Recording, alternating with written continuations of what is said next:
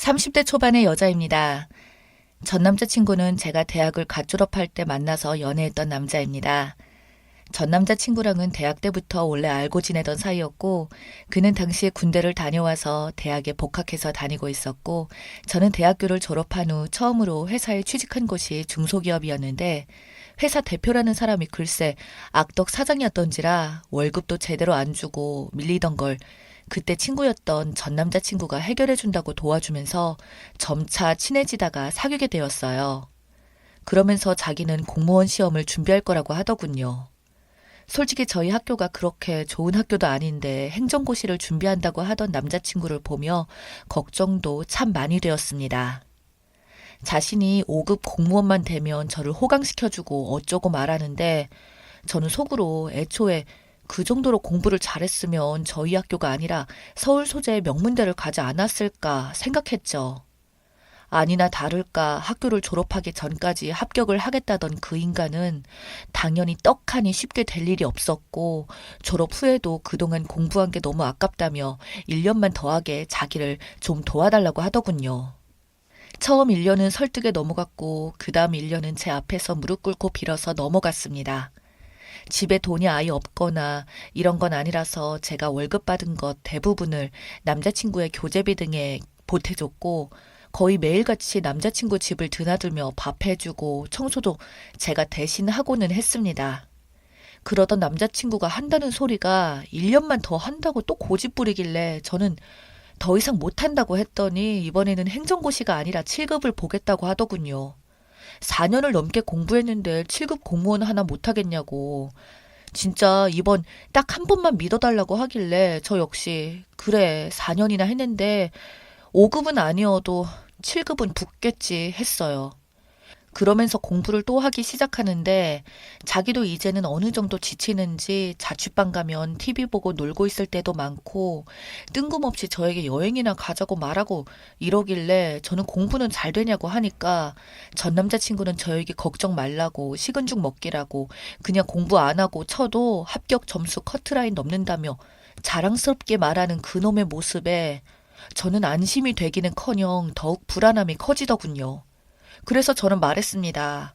합격 점수 커트라인에 걸리는 거면 언제든 불합격이 될 수도 있다는 건데 더 확실하게 하려면 방심하지 말고 100점을 맞도록 노력해야 되는 거 아니냐고 따지니 전 남자친구는 짜증난다는 표정으로 저에게 야, 나 행시 치던 사람이야. 고작 7급도 못 풀겠어? 라며 버럭 성질을 내더군요. 자기를 무시했다며 그 이후로는 제 말을 더욱 안 듣고 놀고 먹는데 아니나 다를까 그 해 시험에서 또 떨어졌습니다. 시험날 제가 시험 잘 봤냐는 말에 대충 뭐 보긴 했는데 이러더니 자신감 없는 대답에서 저는 이미 느꼈죠. 그리고는 전 남자친구는 저를 보며 또 이번에는 더도 말고 진짜 9급 시험을 보겠다. 그리고 바로 7급을 볼 거라고 한 번만 믿어달라고 하더군요. 그래서 저는 이악 물고 조근조근 말했습니다. 이제 네 나이 벌써 27이야. 도대체 뭐 하는 짓이야?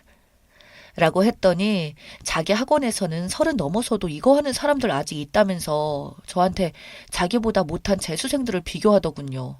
그날 정말 전 남자친구와의 대화는 공무원 시험 접어라. 아니다. 이제 한 번만 더 하면 붙을 수 있다로 하루 종일 다투다가 끝내 남자친구의 똥꼬집에 너무 짜증이 났지만 어쩔 수 없이 만약에 그럼 그거 떨어지면 진짜 앞으로 2번 다시 공무원 얘기는 하지 않기로 했고 그렇게 시간이 흘러 한 해를 또 지나가는데 역시나 또 떨어지더라고요.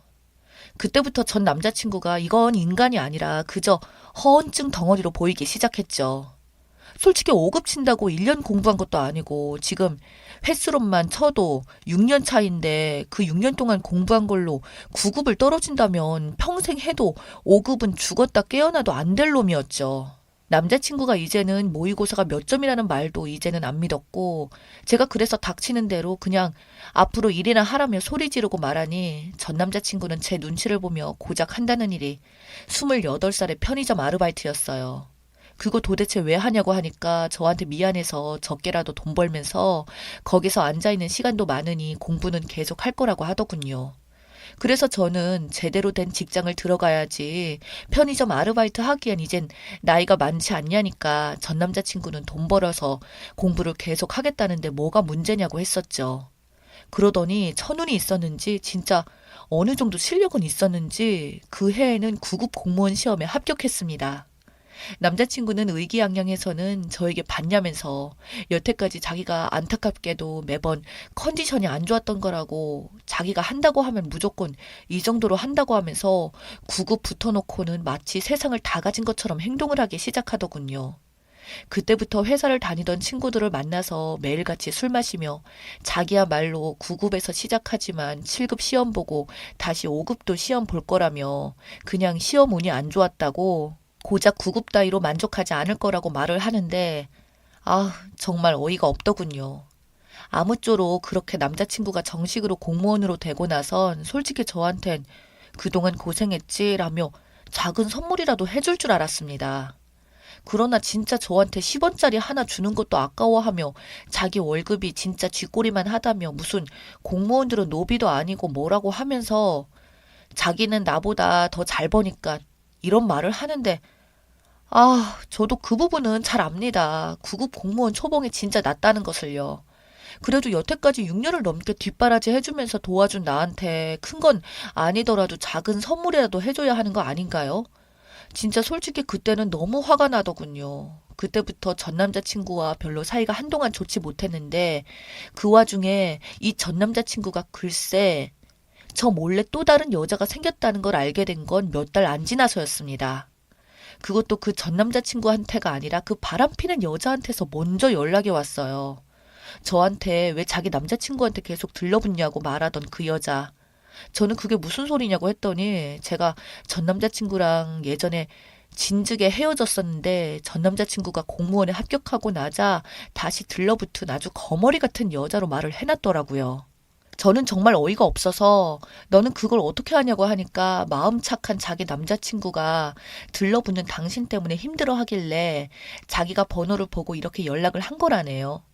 그래서 저는 그 여자에게 소리 지르듯이 말했습니다. 이보세요. 그 인간 뒷바라지 내가 다 했고 우리가 지금 헤어진 것도 아니에요. 그놈이 지금 바람 피우면서 당신한테 거짓말하는 거라니까요.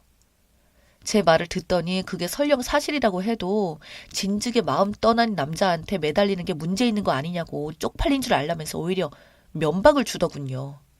그리고 그날 저녁 전 남자친구는 저에게 솔직히 너랑 만나는 게 이제는 쪽팔린다며 자기는 공무원이니 같은 공무원이나 교사는 만나야 된다고 말을 하더군요. 월급 적다고 징징거리면서 돈 한 푼 안 쓰는 쫌생이가 그딴 소리를 하냐고 하니까 자기는 대신 연금이 있다고 당당하게 말하는데 정말 이런 놈한테 지금까지 내 인생을 전부 다 바치듯이 살았었다니 생각이 들기 시작하자 저는 너무나도 억울했습니다. 솔직히 이런 낌새는 옛날부터 보였지만 제 20대 청춘을 다 바쳤던 겁니다. 그놈의 세월의 정 때문에 못 헤어졌던 것 같아요. 결국 그 자식 얼굴에 저의 손바닥 자국을 내주고는 그날로 헤어졌습니다. 그 뒤로 전 남자친구 카톡 프로필에는 새 여자친구랑 놀러 다니며 찍은 여행 사진으로 매번 바뀌더군요. 그렇게 저는 한동안 정신적으로도 너무 힘들고 마음적으로 힘들었지만 그동안 버는 족족 그 자식한테 들어갔던 돈들이 아껴지기 시작하니 돈도 이제는 제 자신에게 투자를 할 수 있게 되더군요.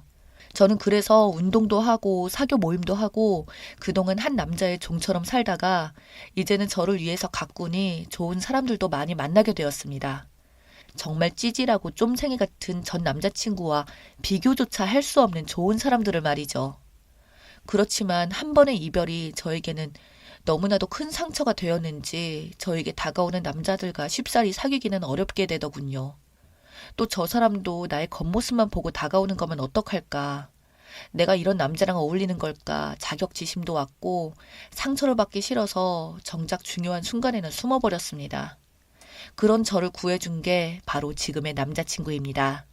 지금의 남자친구는 프로그램 개발 일을 하며 사업을 하고 있다고 하는데 정말 끈질기게 저한테 다가왔고 반년 동안 연인 아닌 연인 사이로 지내다가 끈질긴 구애 끝에 사귀게 되었습니다. 돈은 자기가 벌면 되니까 진짜 결혼하면 나의 영원한 가정주부로 지내줬으면 좋겠다며 진지하게 저한테 말을 하던 남자친구. 저보다 4살이 많았던 그는 책임감도 강하고 자기 일에 대한 자부심이 대단했어요. 그렇게 사귄 지 1년 만에 자기 부모님께 인사를 드리게 하고 항상 저희 위주로 생각하고 그러더군요. 결국 결혼하기로 양가 집안에서 결정도 났고 상견례도 하게 되었습니다. 결혼식장이랑 전부 다 찾는다고 정신이 없을 무렵 어느 날 갑자기 전 남자친구가 제가 예비신랑이랑 같이 있는데 전화가 오더라고요. 제 예비신랑은 옛 남자친구도 이미 다 알고 있었기에 저보고 그냥 한번 받아보라고 해서 받았더니 저에게 전 남자친구는 잘 지내냐며 이리저리 뜬구름 잡는 소리나 하다가 저에게 본론으로 말한다는 소리가 자기 결혼하니까 결혼식에 오라는 말이었습니다. 그래서 저는 장난하냐니까 장난이 아니라 그래도 이렇게 공무원 됐는데 도와준 게 저고 그렇게 생각해서 초대할 정도의 사람 아니냐고 우리 같이 한 시간이 얼만데 이런 소리를 하고 있더군요. 제가 순간 너무 화가 나서 그 전 남자친구 놈이랑 다투듯이 통화로 말을 하고 있는데 예비신랑이 저에게 다가와서는 대신 전화기를 받더니 우리도 결혼하는데 잘 되었다고 저희도 갈 테니까 그쪽도 오라고 말하자 전 남자친구는 갑자기 당황한 듯이 말을 더듬더군요. 그렇게 전화를 끊고 나서 저보고 왜 이런 놈한테 쩔쩔매냐고 말하고 그렇게 며칠 뒤에 전 남자친구의 결혼식을 찾아갔었죠. 저한테 욕하던 그 여자랑 용케도 잘 만나서 결혼까지 하더군요. 식장에서 이야기를 들어보니 둘 다 공무원이라면서 웃고 있던 전 남자친구한테 제 예비신랑이 다가가니 진짜 겉보기에도 차원이 다르더군요. 예비신랑이 차고 있던 시계부터 옷을 훑어보는 전 남자친구는 이분이 제 남자친구냐고 묻자 맞다고 하니 제 예비신랑이 저희도 곧 결혼한다고 그때 반드시 오라고 말했고 전 남자친구는 얼굴에 썩은 미소를 띄우며 물론 가야죠. 우리 지연이 결혼식인데. 라고 꼴에 자존심은 있어가지고 센 척하던 전 남자친구를 보니 웃기지도 않더군요. 결혼식장도 그냥 일반 웨딩홀 빌려서 하는 그곳에서 저희는 뷔페도 안 먹고 그냥 축의금만 20만 원 넣어주고 왔습니다. 그렇게 전 남자친구는 결혼을 하고 그 이후에 저희도 그 다음 달 결혼식이었어요. 저희 결혼식 때는 호텔의 예식장 홀을 빌려서 엄청 화려하게 했어요. 시아버지께서 사업을 하시느라 손님들이 많다고 호텔에서 하라고 하셔서 호텔에서도 제일 큰 홀을 빌렸었거든요. 엄청난 화환들과 손님들로 정말 TV에서만 봤지 저도 태어나서 실제로 처음 보게 된 연예인 결혼식 같은 데서 하는데 그때 마침 전 남자친구가 진짜 왔더라고요. 신부 대기실에 와서 어설프게 저에게 손을 흔드는데 표정만 봐도 웃기더군요. 그래서 진짜 고맙다고 했습니다. 너 때문에 진짜 이렇게 결혼할 수 있었다고. 내가 너랑 결혼했으면 어쩔 뻔했냐고 웃으면서 말을 하니 전 남자친구는 자존심 때문인지 아무 말도 못하고 고개를 푹 숙인 채 부들부들 떨더군요. 그러면서 오늘 이쁘다고 하며 끝까지 자존심 있는 척 하더니 나가버렸습니다.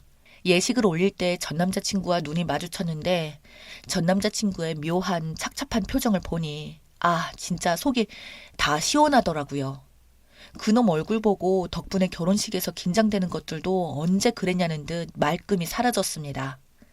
그 이후로 저는 남편이랑 현재 알콩달콩하게 잘 살고 있어요. 곧 아이도 낳을 계획이고 정말 본인 급 따지다가 진짜 급에 맞게 사는 꼴 보니 제 속이 다 시원하네요.